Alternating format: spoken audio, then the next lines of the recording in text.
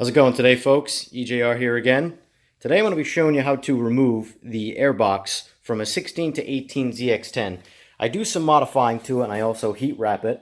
And a lot of guys, they want to know, hey, how do I actually remove this airbox to send it over to you? Now, for those of you who are joining me from the ECU video, I'm going to leave this tail section off, but if you want to know how to remove that, jump back over to that video. Alright, but we're basically going to continue on from where we were and start with removing the seat. Then these side plastics, one on each side, then this top plastic, and then at that point the tank removal starts. Alright, so we'll jump into it right now. Alright, I went ahead and removed the seat, which is only held in by the two bolts that go right here. The next step now to remove the side plastics is this bolt and that bolt.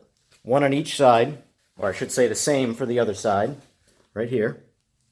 Now we're going to remove those side plastics. Once you actually remove these bolts, however, you do kind of have to lift and pop from the back forward to get these plastics off. They feel like they're going to break the entire time. Don't worry, I've yet to actually break one, no matter how bad it feels. Alright, so I'm going to go ahead and doing that right now. Okay, now with the side plastics off, we jump forward to this middle piece here, which is only held in by this bolt and that bolt. And once those bolts are out, you basically sort of lift under here, and then there's two tabs right here. Somewhat like the plunger type tabs, and you just lift that up and remove that piece. So I'm going to go ahead and do that one right now.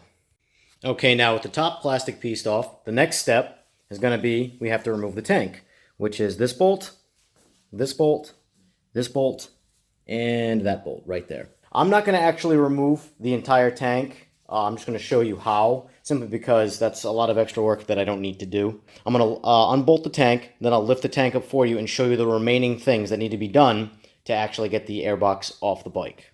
Alright guys, I went ahead and removed those bolts. Also too, you're going to disconnect the fuel pump, which is this right here. Then you're going to go in the front, you're going to lift the tank, slide it forward as you do it. You're going to yours will look a little different than mine, as I have it teed like that for one breather.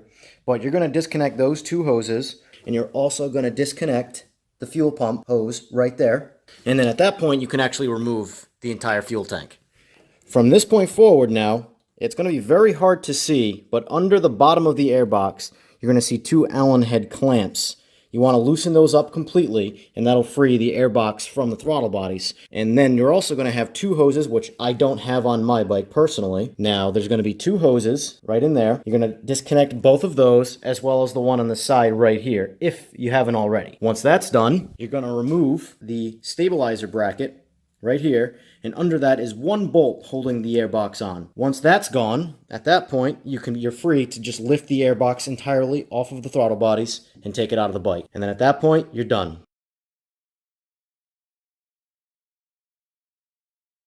And then you're going to just reverse the order for the return road once you get everything back. But alright guys, I hope that wasn't too complicated for you, and I hope I was able to actually give you a little bit of assistance in how to do that. Alright, if you have any other questions, feel free to message me on either Facebook or Instagram. And also too, make sure you're hitting, if you're already subscribed, a little bell icon, because that'll notify you of new videos and stuff like that. But that's going to go ahead and conclude this video as well. Thanks for hanging around. Have a good day.